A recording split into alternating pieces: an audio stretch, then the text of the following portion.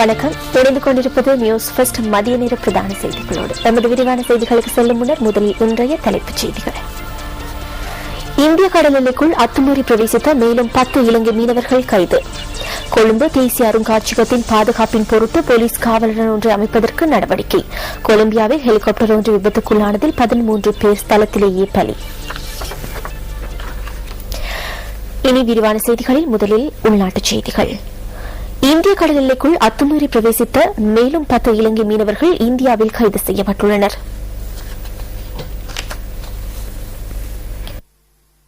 இலங்கை மீனவர்கள் பயணித்த 2 படகுகளும் இந்திய கடலோர பாதுகாப்பு படையினரால் கைப்பற்றப்பட்டுள்ளதாக கடற்தொழில் அமைச்சு குறிப்பிடுகின்றது.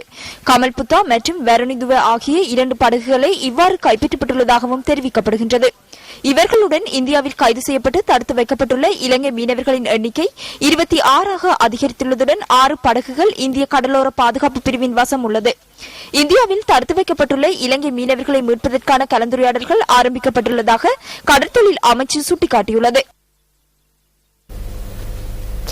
கொழும்பு தேசிய அருங்காட்சியகத்தின் பாதுகாப்பிற்காக போலீஸ் காவலர் ஒன்றை அமைப்பதற்கு போலீசார் நடவடிக்கை எடுத்துள்ளனர். இதற்காக 15 போலீஸ் உத்தியோகத்தர்கள் ஈடுபடுத்தப்பட உள்ளதாக போலீஸ் ஊடக பேச்சாளர் போலீஸ் அத்தியட்சகர் அஜித் ரோகன குறிப்பிட்டார். மேல் மாகாண சிரேஷ்ட பிரதி போலீஸ் மா அதிபரின் கண்காணிப்பின் கீழ் இந்த போலீஸ் காவலருடன் செயற்பட உள்ளதாக போலீஸ் ஊடக பேச்சாளர் தெரிவித்துள்ளார்.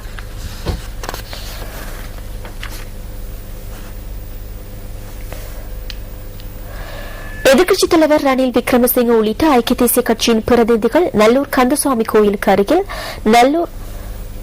நல்லூர் ஆதீனத்திற்கு இன்று முற்பகல் விஜயம் செய்தனர். சுவாமி ஸ்ரீலஸ்ரீ சோமசுந்தர பெருமாச்சாரியருடன் கலந்துரையாடிய எதிர்க்கட்சித் தலைவர் உள்ளிட்ட குழுவினர் அதனை அடுத்து நல்லூர் கோவிலுக்கும் சென்றனர். நெல்லை கந்தன் ஆலயத்தில் இடம்பெற்ற பூஜைகளிலும் குறித்த குழுவினர் கலந்து கொண்டனர். ஐக்கிய தேசிய கட்சியின் மேதின பேரணி ஜாழ்ப்பாணத்தின் சென்ட் ஜோர்ஜ் மைதானத்தில் இன்று பிற்பகல் ஆரம்பமாக உள்ளமை குறிப்பிடத்தக்கது.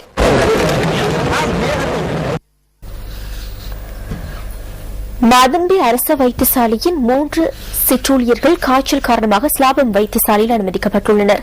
மருத்துவ அறிக்கைகளுக்கு அமைய அவர்களுக்கு டெங்கு காய்ச்சல் ஏற்பட்டிருக்கலாம் என சந்தேகிப்பதாக மாதம்பி அரசு வைத்தியசாலையின் பிரதான வைத்திய அதிகாரி டாக்டர் ஜெயநாத் புத்பேட்டியா தெரிவித்தார். மாதம்பே அரசு வைத்தியசாலையின் 3 சிற்றூழியர்கள் காய்ச்சலினால் சிலாபம் பொது வைத்தியசாலையில் அனுமதிக்கப்பட்டதை அடுத்து சுகாதார பரிசோதகர்கள் மாதம்பே அரசு வைத்தியசாலை வளாகத்தை பரிசோதனைக்கு உட்படுத்தினர்.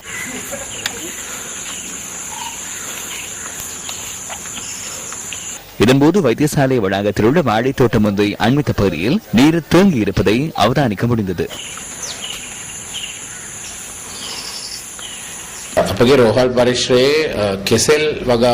எமது வைத்தியசாலைக்கு அருகில் வாழைத்தோட்டம் ஒன்று உள்ளது. வைத்தியசாலை ஊழியர்களால் இந்த தோட்டம் பராமரிக்கப்பட்டு வருகிறது. அந்த பகுதியில் இருந்து டெங்கு நுழம்பு குடம்புகள் கண்டுபிடிக்கப்பட்டதாக சுகாதார பரிசோதகர்கள் அறிவித்தனர். ஆனால் வைத்தியசாலை வளாகத்தில் உள்ள வேறு எந்த பகுதியில் இருந்தும் அவை கண்டுபிடிக்கப்படவில்லை.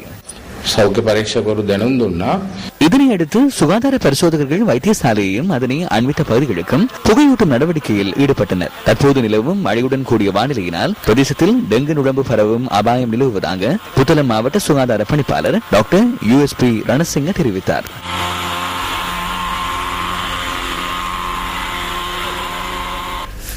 கரையோர வளம் பேணுதல் மற்றும் கடற்கரையை சுத்தப்படுத்தும் நடவடிக்கை தொடர்பிலான விழிப்புணர்வு செயற்திட்டம் ஒன்று பாசிக்குடா கடற்கரையில் இன்று முன்னெடுக்கப்பட்டது.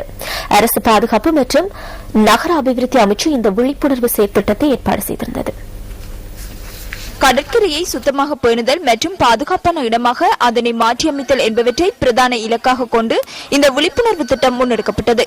பாசிக்குடா கடற்கரைக்கு வருகை தரும் வெளிநாட்டு மற்றும் உள்நாட்டு சுற்றுலா பயணிகள் தெளிவுபடுத்தப்பட்டனர். அத்துடன் கரையோரத்தை சுத்தமாக பேணும் நடவடிக்கைகள் தொடர்பிலான துண்டு பிரசுரங்களும் இதன்போது விநியோகிக்கப்பட்டன. வாழைச்சேனை பிரதேச சபை தவிசாளர் உள்ளிட்ட அரசு அதிகாரிகள் பலரும் இந்த விழிப்புணர்வு செயற்திட்டத்தில் கலந்து கொண்டிருந்தனர். அரசாங்கத்தின் செயற்பாடுகளினால் முட்டையின் விலை வீழ்ச்சியடைந்துள்ளதாக ஐக்கிய தேசிய கட்சியின் பாராளுமன்ற உறுப்பினர் தயாசிரி ஜெயசேகர் தெரிவிக்கின்றார். குருநாகல் படுவஸ்டுவர பகுதியில் நேற்று நடைபெற்ற ஊடகவியலாளர் சந்திப்பின் போதே அவர் இதனை கூறினார். கடந்த காலங்களில் அரசாங்கம் இலங்கைக்குள் கோழி கொண்டு வருவதற்கும் இனப்பெருக்கத்துக்கு ஏதுவான நடவடிக்கைகளை முன்னெடுத்தது. அரசாங்கம் 10 லட்சம் கோழிகளை நாட்டுக்குள் கொண்டு வந்துள்ளது. இந்த செயற்பாட்டினால் தொடர்ந்து முட்டைகள் கிடைத்த வண்ணம் உள்ளன. அதனால் இந்த பகுதிகளில் விற்பனையை விட மேலும் முட்டைகள் மீதமாக இருக்கின்றன. இதன் விளைவாக முட்டையின் விலை வீழ்ச்சியடையும். தொழில் வாய்ப்பு பெற்றுத் தருவதாக தெரிவித்து 4 கோடி ரூபாவுக்கும் அதிகமான நிதி மோசடியில் ஈடுபட்ட போலி தொழில் வாய்ப்பு நிறுவனம் ஒன்றின் உரிமையாளர் கைது செய்யப்பட்டுள்ளார்.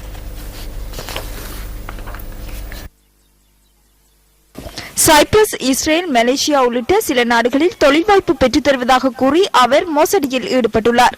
வெளிநாட்டு வேலைவாய்ப்பு பணியகத்தின் விசேட விசாரணை பிரிவினால் கைது செய்யப்பட்ட குறித்த சந்தேக நபர் மகரகமையைச் சேர்ந்தவர் என தெரிவிக்கப்படுகின்றது. குறித்த சந்தேக நபர் அதிக சம்பளத்துடன் தொழில் பெற்றுத் தருவதாக கூறி நாட்டின் பல்வேறு பகுதிகளில் உள்ள 56 பேரிடம் பல லட்சம் ரூபாய் பெறுமதியான பணத்தை பெற்று தப்பிச் சென்றிருந்ததாக வெளிநாட்டு வேலைவாய்ப்பு பணியகம் தெரிவிக்கின்றது. சந்தேக நபர் நீர்கொழும்பு நீதவான் நீதிமன்றத்தில் ஆஜர்படுத்தப்பட்டதன் பின்னர் எதிர்வரும் 11ஆம் தேதி வரை விளக்கமறியலில் வைக்கப்பட்டுள்ளார். அனுராதபுரம் நுவரவார்வி பகுதியில் 13 வயதான மாணவி ஒருவரை துஷ்பிரயோகம் செய்ததாக குற்றம் சாட்டப்பட்ட சந்தேக நபரின் தந்தை தேசிய சிறுவர் பாதுகாப்பு அதிகார சபையினரால் இன்று அதிகாலை கைது செய்யப்பட்டுள்ளார். சந்தேக நபர்களுக்கு பாதுகாப்பு வழங்கிய குற்றச்சாட்டில் குறித்த நபர் கைது செய்யப்பட்டுள்ளார். பாடசாலையில் இருந்து வீடு திரும்பிக் கொண்டிருந்த குறித்த மாணவியை கேப் வாகனம் ஒன்றில் கடத்திச் சென்ற துஷ்பிரயோகத்திற்கு உட்படுத்தியதாக கடந்த ஜனவரி மாதம் 12ஆம் தேதி அனுராதபுரம் போலீஸ் நிலையத்தில் முறைப்பாடு செய்யப்பட்டிருந்தது. எவ்வாறாயினும் 22 வயதான குறித்த சந்தேக நபர் இதுவரையில் கைது செய்யப்படவில்லை. குறித்த சந்தேக நபரை கைது செய்வதற்காக நீதிமன்றத்தினால் பிடியாணை பிறப்பிக்கப்பட்டுள்ளதாகவும் தெரிவிக்கப்படுகின்றது.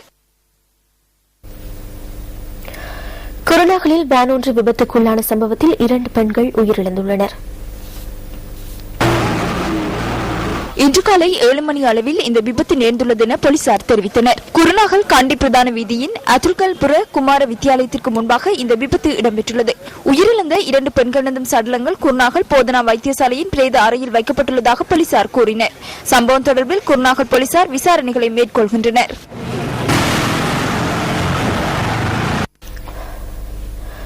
ஒன்பது இலங்கை ஊழியர்களுடன் இலங்கை துறைமுகத்திற்குள் பிரவேசிப்பதற்கு முடியாது கப்பல் ஒன்று 1.5 மாதங்களாக கடலில் நிலை கொண்டுள்ளது. குறித்த கப்பல் இலங்கைக்குள் பிரவேசிப்பதற்கு தேவையான அனுமதி அதன் நிறுவனத்தினால் பெற்றுக் கொள்ளப்படாமையே இதற்கான காரணமாகும்.